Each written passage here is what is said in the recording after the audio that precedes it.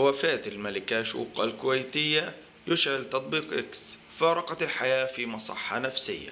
خلال الساعات القليلة الماضية ضجت مواقع التواصل الاجتماعي ولا سيما تطبيق إكس تويتر سابقا بخبر وفاة نوير الهرشاني الشهيرة عبر تطبيق تيك توك باسم الملكة شوق الكويتية. عبر الجمهور عن صدمتهم الكبيرة بسبب الإعلان عن وفاة التيك توكر المثيرة للجدل، والتي كانت تتلقى العلاج في أحد المصحات النفسية في ألمانيا.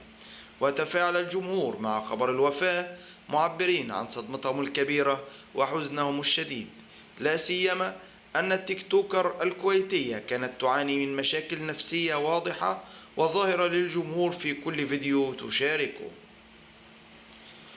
ووسط صدمة الجمهور الكبيرة طلب العديد منهم السفارة الكويتية في ألمانيا بالتأكد من خبر الوفاة ونشر بيان رسمي ومتابعة الحادثة والتحقيق في أسباب الوفاة.